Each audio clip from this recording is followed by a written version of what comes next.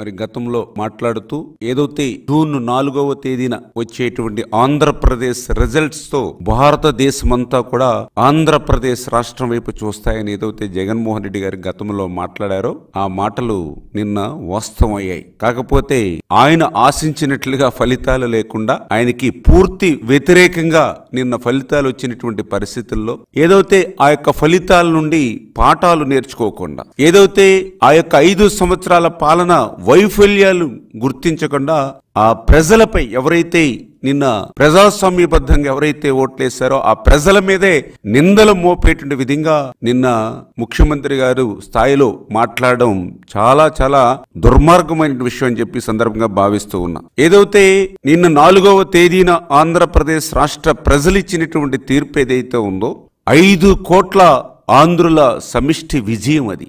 ఏదైతే ఈ యొక్క 5 సంవత్సరాల జగన్మోహన్ రెడ్డి పాలన మీద జనం తిరగబడి ఒక ప్రపంచంలా జగన్పై విరుచుకుపడి ఈ నిరంకుశత్వ నియంతృత్వ రాజ్యాన్ని కోకట వేళ్లతో పెకలించి కుప్ప కూల్చినటువంటి చారిత్రాత్మకమైనటువంటి విజయం నిన్నటి విజయం.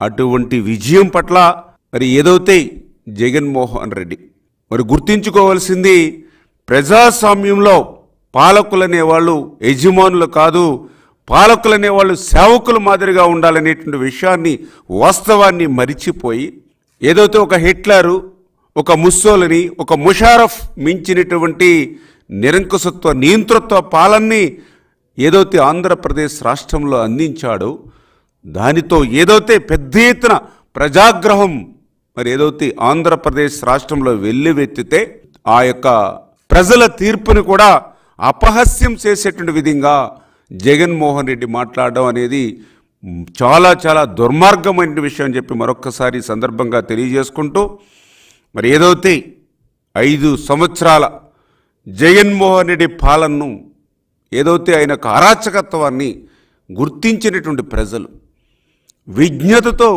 వాళ్ళు ఓట్లేస్తే మరి ఆ విజ్ఞతనే ఈవేళ ప్రశ్నించేటువంటి విధంగా ఆ ప్రజల విజ్ఞతపైనే నిందలు వేసేటువంటి విధంగా జగన్మోహన్ రెడ్డి ముఖ్యమంత్రి స్థాయిలో ఉండి మాట్లాడుతూ ఉన్నాడనంటే నీతి లేని రాజకీయ నాయకుడు ఎవరైనా ఈ దేశంలో ఉన్నారనంటే అది జగన్మోహన్ రెడ్డి అని నిన్న ఆయన మాట్లాడినటువంటి మాటలను బట్టే మనందరికీ కూడా అర్థమవుతున్నటువంటి పరిస్థితి.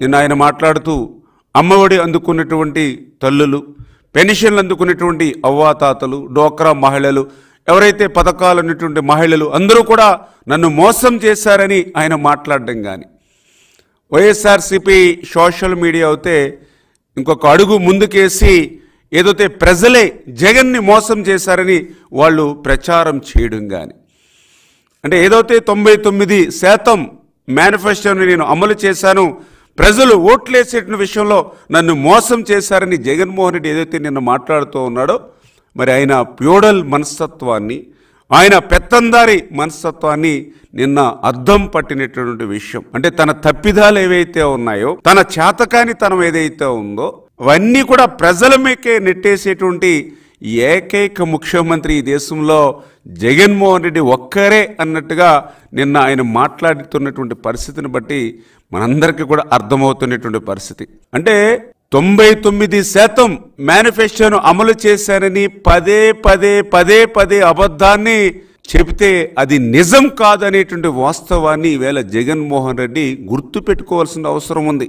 ఈరోజు ఆంధ్రప్రదేశ్ రాష్ట్ర ప్రజలు అడుగుతూ ఉన్నారు, మరి ఏదైతే నువ్వు ఆ రోజు 2019కి ముందు అధికారంలో రాకముందు ఏం చెప్పావు, అధికారంలోకి వచ్చిన తర్వాత 5 సంవత్సరాల్లో ఏం చేశావు, దాని మీద మేము తీర్పు ఇచ్చాం. ఆ రోజు 25 మంది ఎంపీలు ఉండి నేను కేంద్రం మెడలు ఉంచి ప్రత్యేక హోదా తెస్తానన్నావు. మరి 22+ మళ్ళీ రాజ్యసభ 31 మంది ఎంపీలుంటే మరి వేళ ఆ హోదా ఎక్కడుందని చెప్పి వేళ ప్రజలు ఇచ్చినటువంటి తీర్పు.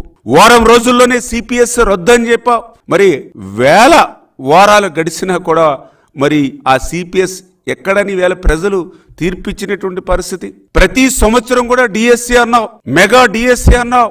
5 సంవత్సరాల్లో మరి ఎక్కడా అని చెప్పి వేళ ప్రజలు ఇచ్చినటువంటి తీర్పు. ప్రతి జనవరి జాబ్ క్యాలెండర్ అన్నావు, 5 జనవరిలైనాయి, ఎక్కడా అని చెప్పి ఈవేళ ప్రజలు ఇచ్చినటువంటి తీర్పు. ఆ రోజు సాక్షాత్తు అసెంబ్లీలో పోలవరం 2020 జూన్ కన్నావు, మళ్ళీ 2021 ఆగస్టు అని చెప్పావు, మళ్ళీ 2022 డిసెంబర్కి పూర్తి చేస్తానని చెప్పావు. మరి పోలవరాన్ని ఎట్లా ముంచేశావు? ఈవేళ ప్రజలు ఇచ్చినటువంటి తీర్పు. ఆ రోజు ప్రతిపక్ష నాయకుడిగా అమరావతిని స్వాగతిస్తూ ఉన్న 30,000 ఎకరాలు పైబడి రాజధానికి ఉండాలని ఆ రోజు అసెంబ్లీలో చెప్పి, అధికారంలోకి వచ్చిన తర్వాత అమరావతి కాదు 3 ముక్కలని చెప్పి, ఏ 3 ముక్కలైనా ఒక్క ఇటుకు కూడా పెట్టలేనటువంటి నీ అసమర్థతకి నిన్న ప్రజలు ఇచ్చినటువంటి తీర్పు. అధికారంలోకి వచ్చినటువంటి వారం రోజుల్లోనే ప్రజావేదికను కోల్చడం ద్వారా ఏదైతే నీ అరాచకత్వాన్ని ఈ ఆంధ్రప్రదేశ్ రాష్ట్రంలో ప్రారంభించావో దాన్ని వ్యతిరేకిస్తూ ప్రజలు ఇచ్చినటువంటి తీర్పు. ఏదైతే ఒక ఎస్సీ ఎస్టీ బీసీ మైనారిటీలు ఎవరైతే ఉన్నారో మరి అటువంటి వారికి సంబంధించినటువంటి 138 సంక్షేమ పథకాలు ఏవైతే రద్దు చేసావో దాని మీద నీకు ప్రజలు ఇచ్చినటువంటి తీర్పు.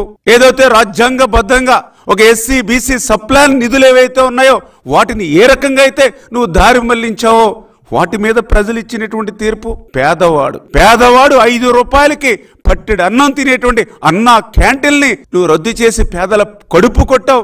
అది ప్రజలు ఇచ్చినటువంటి తీర్పు. ఒక ఆడబిడ్డ పెళ్లి చేసుకుంటే ఒక చంద్రన్న పెళ్లి కానుక, ఎవరైనా ప్రమాదవశాత్తు ఎవరైనా చనిపోతే వాళ్ళకు ఒక చంద్రన్న బీమా, మరి వాటిని రద్దు చేశావు. అందుకే ఈరోజు ప్రజలు ఇచ్చినటువంటి తీర్పు.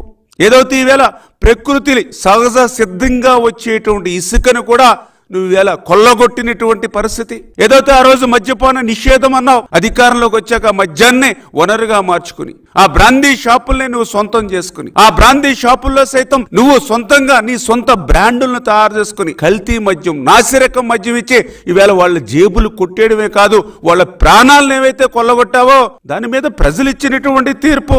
ఏదైతే ఈ యొక్క ఆంధ్రప్రదేశ్ రాష్ట్రంలో ఏదైతే విలువైనటువంటి గనులు ఏవైతే ఉన్నాయో, మైన్స్ ఏవైతే ఉన్నాయో, ప్రజల సంపద ఏదైతే ఉందో దాన్ని ఏ రకంగా అయితే నువ్వు లూటీ చేశావో దాని మీద ప్రజలు ఇచ్చినటువంటి తీర్పు. ఏదైతే ఆంధ్రప్రదేశ్ రాష్ట్ర భవిష్యత్తు తరాల వారికి ఉపయోగపడవలసినటువంటి మరి విలువైనటువంటి భూములు, ఆఖరికి కలెక్టర్ ఆఫీసులు, పార్కులు వంటి సైతం నువ్వు తాకట్టు పెట్టుకుని నీ అనసూయులకు వేలంపాట పెట్టుకుని నీ యొక్క అనసూయులకు అమ్ముకుని విలువైనటువంటి భూములు కూడా ఏదైతే నువ్వు ఆంధ్రప్రదేశ్ రాష్ట్రంలో 5 సంవత్సరాల్లో కొట్టేశావో మరి ఇవన్నీ చాలా ఉన్నట్టుగా. అంటే 5 సంవత్సరాల పరిపాలనలో ఈ ఇసుక, లిక్కరు, మైన్స్, ఏదైతే విలువైనటువంటి భూములు అంటే ప్రభుత్వానికి సంబంధించినటువంటి ఆస్తులన్నింటినీ కూడా కొల్లగొట్టేసి రేపు మళ్ళీ అధికారంలోకి వస్తే కొల్లగొట్టడానికి ప్రభుత్వ ఆస్తులు కూడా ఏమీ ఉండవు అనేటువంటి ఆలోచనతో వ్యక్తుల ఆస్తులు కూడా కొల్లగొట్టేయాలని ఏదైతే నువ్వు తీసుకొచ్చినటువంటి ల్యాండ్ టైటిలింగ్ యాక్ట్ ఏదైతే ఉందో దాని మీద ప్రజలు ఇచ్చినటువంటి తీర్పు. ప్రతి జూన్ నెలలోనూ ఒక రివ్యూ పెడతావు, వర్షాకాలం ముగిసిన వెంటనే రోడ్లన్నీ కూడా నిర్మాణం చేస్తామని. కానీ 5 సంవత్సరాల 5 వర్షాకాలైనా గుంతలు కూడా పూడ్చలేనిటువంటి నీ రోడ్ల పరిస్థితికి ప్రజలు ఇచ్చినటువంటి తీర్పు. నాణ్యమైనటువంటి కరెంటు ఇవ్వడం నీకు ఎట్లానూ చేత కాదు, కనీసం ఆ కరెంటు ఛార్జీలు కూడా పెంచకుండా పరిపాలన నీకు సాధ్యం కాలేదు. నీ యొక్క 5 సంవత్సరాల్లో 9 సార్లు కరెంటు బిల్లులు పెంచి ఈవేళ పేదలు మధ్యతరగతి వర్గాల ఏదైతే నడ్డి విరగొట్టావో దాని మీద నీకు ప్రజలు ఇచ్చినటువంటి తీర్పు. ఈవేళ ఆంధ్రప్రదేశ్ రాష్ట్రంలో ఏ మహిళను కదిలించినా పప్పులు, ఉప్పులు, నిత్యావసరాలు, gas, diesel, petrol, current, RTC ఇట్లా పెను భారం ఏదైతే ఆ యొక్క ఇంటి మీద నువ్వు పెంచావో ఈవేళ దాని మీద ఈవేళ ప్రజలు ఇచ్చినటువంటి తీర్పు. ఏదైతే ఈవేళ జనాభాలో సగం, సమాజంలో సగం ఉన్నటువంటి బీసీలు ఎవరైతే ఉన్నారో మరి ఎప్పుడో ఎన్టీ రామారావు గారు స్థానిక సంస్థల్లో వాళ్ళకి 34% రిజర్వేషన్ ఇస్తే మరి ఎన్టీ రామారావు గారి తర్వాత మరి విజయభాస్కర్ రెడ్డి, చెన్నారెడ్డి, జనార్దన్ రెడ్డి, మళ్ళీ ఎన్టీ రామారావు, మళ్ళీ చంద్రబాబు నాయుడు, ఎవరైతే రాజశేఖర్ రెడ్డి, రోసయ్య, కిరణ్ కుమార్ రెడ్డి, మళ్ళీ చంద్రబాబు నాయుడు గారు, ఇంతమంది ముఖ్యమంత్రులు మారినా, ఇన్ని ప్రభుత్వాలు మారినా ఆ యొక్క ఎన్టీఆర్ గారు ఇచ్చినటువంటి 34% బీసీ రిజర్వేషన్ అట్లానే కాపాడగలిగారు. ఒక్క జగన్మోహన్ రెడ్డి అధికారంలోకి వచ్చిన తర్వాత ఆ 34% బీసీ రిజర్వేషన్ 24%కి కోత కోయడంతో మొన్న స్థానిక సంస్థలో 16,000 పోస్టులు ఏదైతే బీసీలు నష్టపోయారో దాని మీద ప్రజలు ఇచ్చినటువంటి తీర్పు.